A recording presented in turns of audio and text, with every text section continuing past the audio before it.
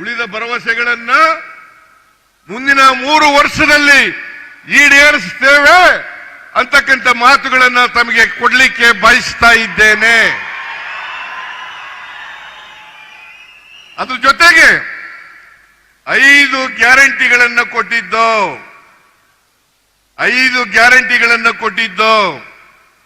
ಅವು ಯಾವುದೇ ಧರ್ಮ, ಯಾವುದೇ ಜಾತಿ, ಯಾವುದೇ ಪಕ್ಷ ಇಲ್ಲದೇನೆ ಸಮಾಜದಲ್ಲಿರ್ತಕ್ಕಂಥ ಎಲ್ಲ ಬಡವರಿಗೂ ಕೂಡ ಆರ್ಥಿಕ ಸಾಮಾಜಿಕ ಶಕ್ತಿಯನ್ನು ಕೊಡಬೇಕು ಅಂತಕ್ಕಂಥದ್ದು ನಮ್ಮ ಉದ್ದೇಶ.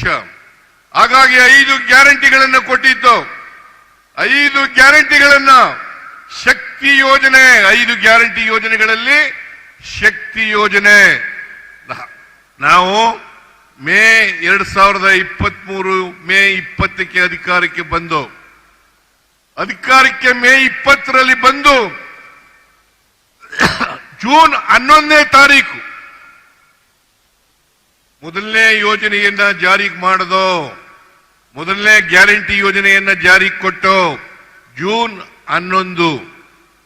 ಜುಲೈ ತಿಂಗಳಲ್ಲಿ 2 ಗ್ಯಾರಂಟಿ ಯೋಜನೆಗಳನ್ನು ಜಾರಿಗೆ ಕೊಟ್ಟು, ಒಂದು ಗೃಹ ಜ್ಯೋತಿ, ಎರಡನೇದು ಅನ್ನಭಾಗ್ಯ. ಗೃಹ ಜ್ಯೋತಿ ಕಾರ್ಯಕ್ರಮ, ಅನ್ನಭಾಗ್ಯ ಕಾರ್ಯಕ್ರಮ, 2 ಕಾರ್ಯಕ್ರಮಗಳನ್ನ ನಾವು ಜಾರಿ ಮಾಡೋದು ಜುಲೈ ತಿಂಗಳಲ್ಲಿ. ಆಗಸ್ಟ್ ತಿಂಗಳಲ್ಲಿ ಮೈಸೂರಿನಲ್ಲಿ ರಾಹುಲ್ ಗಾಂಧಿ ಅವರು ಕೂಡ ಬಂದಿದ್ರು, ಖರ್ಗೆ ಅವರು ಕೂಡ ಬಂದಿದ್ರು, DK ಶಿವಕುಮಾರ್ ಕೂಡ ಬಂದಿದ್ರು. ಅವರು ಮತ್ತೆ ಅಲ್ಲಿ ನಾವು ಈ ಗೃಹ ಲಕ್ಷ್ಮಿ ಅಂತಕ್ಕಂಥ ಕಾರ್ಯಕ್ರಮವನ್ನ ಮಾಡೋದು ಜಾರಿ ಕೊಟ್ಟು, ಜನವರಿ ತಿಂಗಳಲ್ಲಿ ಯುವ ನಿಧಿ ಕಾರ್ಯಕ್ರಮವನ್ನು ಜಾರಿ ಕೊಟ್ಟು, ಒಟ್ಟು 5 ಕಾರ್ಯಕ್ರಮಗಳನ್ನ 1 ವರ್ಷದ ಅವಧಿನಲ್ಲಿ ಜಾರಿ ಕೊಟ್ಟಿದ್ದೇವೆ. ಕೊಟ್ಟ ಮಾತಿನಂತೆ ನಡ್ಕೊಂಡಿದ್ದೇವೆ.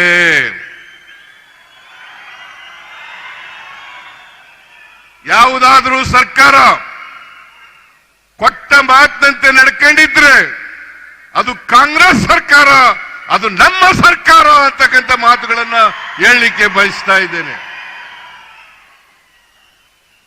2013ರಿಂದ 18ರವರೆಗೆ ನಾವು ಅಧಿಕಾರದಲ್ಲಿ ಇದ್ದು, 2013ರಿಂದ 18ರವರೆಗೆ ಅಧಿಕಾರಗಳಿದ್ದು, ಅಧಿಕಾರದಲ್ಲಿದ್ದಂಥ ಸಂದರ್ಭದಲ್ಲಿ ಚುನಾವಣೆಗಿಂತ ಮುಂಚಿತವಾಗಿ 2013ರಲ್ಲಿ 165 ಭರವಸೆಗಳನ್ನು ಕೊಟ್ಟಿದ್ದು. 165 ಭರವಸೆಗಳಲ್ಲಿ 158 ಭರವಸೆಗಳನ್ನು ಈಡೇರಿಸಿದ್ದೇವೆ.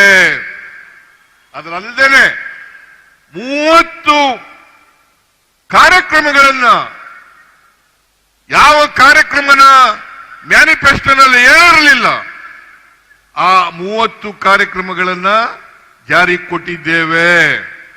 ಅದರಿಂದ ಒಟ್ಟು 218 ಕಾರ್ಯಕ್ರಮಗಳನ್ನ ಜಾರಿ ಕೊಟ್ಟಿದ್ದೇವೆ. 208 ಕಾರ್ಯಕ್ರಮಗಳನ್ನ ಜಾರಿ ಕೊಟ್ಟಿದ್ದೇವೆ. ಇದರಿಂದ ನಾವು ಹಿಂದೆ ಇದ್ದಾಗಲೂ ನುಡಿದಂತೆ ನಡೆದಿದ್ದೇವೆ, ಈಗಲೂ ಕೂಡ ನುಡಿದಂತೆ ನಡೆದಿದ್ದೇವೆ. ಜನತೆಗೆ ಕೊಟ್ಟ ಮಾತುಗಳನ್ನು ಈಡೇರಿಸಿದ್ದೇವೆ ಅಂತಕ್ಕಂಥ ಮಾತುಗಳನ್ನು ಹೇಳಲಿಕ್ಕೆ ಬಯಸ್ತಾ ಇದ್ದೇನೆ. ಆದರೆ ಬಿಜೆಪಿಯವರು 2018ರಲ್ಲಿ 600 ಭರವಸೆಗಳನ್ನು ಕೊಟ್ಟಿದ್ರು. 600 ಭರವಸೆಗಳನ್ನು ಕೊಟ್ಟಿದ್ರು. 600 ಭರವಸೆಗಳಲ್ಲಿ 10% ಭರವಸೆಗಳನ್ನು ಕೂಡ ಈಡೇರಿಸಲಿಕ್ಕೆ ಆಗಲಿಲ್ಲ. ಇದು ಬಿಜೆಪಿಗೂ ನಮಗೂ ಇರತಕ್ಕಂಥ ವ್ಯತ್ಯಾಸ. ಬಿಜೆಪಿಯವರು ಸುಳ್ಳು ಹೇಳೋದ್ರಲ್ಲಿ ನಿಶ್ಚೀಮರು. ನಮ್ಮ ಮೇಲೆ ಇಲ್ಲ ಸಲ್ಲದ 2 ವರ್ಷಗಳಿಂದ ಇಲ್ಲ ಸಲ್ಲದ ಆರೋಪಗಳನ್ನು ಮಾಡ್ತಾ ಇದ್ದಾರೆ, ಆಪಾದನೆಗಳನ್ನು ಮಾಡ್ತಾ ಇದ್ದಾರೆ. ಅವೆಲ್ಲವೂ ಕೂಡ 100ಕ್ಕೆ 100 ಸುಳ್ಳು. ಇದನ್ನ ನಾನು ಅವ್ರ ಎದುರುಗಡೆನೂ ಹೇಳಿದ್ದೀನಿ, ವಿಧಾನಸಭೆನಲ್ಲೂ ಹೇಳಿದ್ದೀನಿ, ಇಲ್ಲೂ ಕೂಡ ಹೇಳ್ತಾ ಇದ್ದೀನಿ. 100% ಸುಳ್ಳು. ಅವ್ರು ಒಂದೇ ವೇದಿಕೆಗೆ ಬರಲಿ, ಅವ್ರು ಏನ್ ಮಾಡಿದ್ದಾರೆ, ನಾವೇನ್ ಮಾಡಿದ್ದೀವಿ ಅನ್ನೋದನ್ನ ಚರ್ಚೆ ಮಾಡೋಣ. ಅದಕ್ಕೆ ಯಾರು ತಯಾರಿಲ್ಲ, ಬಿಜೆಪಿಯವರು ಯಾರು ತಯಾರಿಲ್ಲ. ಇದನ್ನ ಬಹಳ ಸ್ಪಷ್ಟಪಡಿಸಲಿಕ್ಕೆ ಬಯಸ್ತಾ ಇದ್ದೇನೆ. ಅದರಿಂದ ನಮಗೂ ಬಿಜೆಪಿಯವರಿಗೂ ಬಹಳ ವ್ಯತ್ಯಾಸ ಇದೆ. ಅವರು ಯಾವಾಗಲೂ ಕೂಡ ಧರ್ಮಗಳ ನಡುವೆ, ಜಾತಿಗಳ ನಡುವೆ ಅವರು ಶಾಂತಿಯನ್ನ ಹದಗೆಡಿಸ್ತಕ್ಕಂಥ, ದ್ವೇಷವನ್ನ ಹುಟ್ಟಾಕ್ತಕ್ಕಂಥ, ಕ್ರೌರ್ಯವನ್ನ ಹುಟ್ಟಾಕ್ತಕ್ಕಂಥ ಕೆಲಸವನ್ನ ಮಾಡ್ತಾ ಇದ್ದಾರೆ. ನಾವು ಅವುಗಳನ್ನ ಒಂದುಗೂಡಿಸ್ತಕ್ಕಂಥ, ಎಲ್ಲ ಜನರು ಕೂಡ ಶಾಂತಿಯ ತೋಟ ಆಗಬೇಕು. ನಾವೆಲ್ಲರೂ ಕೂಡ ಒಂದೇ, ನಾವೆಲ್ಲರೂ ಕೂಡ ಮನುಷ್ಯರು. ಹಿಂದೂಗಳಾಗಲಿ, ಮುಸಲ್ಮಾನರಾಗಲಿ, ಕ್ರಿಶ್ಚಿಯನ್ರಾಗಲಿ, ಬೌದ್ಧರಾಗಲಿ, ಸಿಖ್ರಾಗಲಿ ಎಲ್ಲರೂ ಕೂಡ ಒಂದೇ. ನಾವು ಮಾನವೀಯತೆಯನ್ನ ಮಾಡಲಿಕ್ಕೆ ಬಯಸ್ತಾ ಇದ್ದೇವೆ. ಬಾಬಾ ಸಾಹೇಬ್ ಅಂಬೇಡ್ಕರ್ ಅವರು ಕೊಟ್ಟಿರ್ತಕ್ಕಂಥ ಸಂವಿಧಾನ, ಬಾಬಾ ಸಾಹೇಬ್ ಅಂಬೇಡ್ಕರ್ ಅವರು ಕೊಟ್ಟಿರ್ತಕ್ಕಂಥ ಸಂವಿಧಾನ, ಆ ಸಂವಿಧಾನದ ರೀತಿಯ ನಡ್ಕೊಳ್ತಕ್ಕಂಥ ಪ್ರಾಮಾಣಿಕ ಪ್ರಯತ್ನವನ್ನ ಮಾಡ್ತಾ ಇದ್ದೇವೆ. ಸರ್ವೋದಯ, ಮಹಾತ್ಮ ಗಾಂಧೀಜಿಯವರು ಹೇಳಿದ್ರು, ಸರ್ವೋದಯ, ಎಲ್ಲರ ಉದಯ ಆಗಬೇಕು, ಸಮಾನತೆ ಬರಬೇಕು, ಎಲ್ಲರಿಗೂ ಸಾಮಾಜಿಕ ನ್ಯಾಯ ಸಿಗಬೇಕು.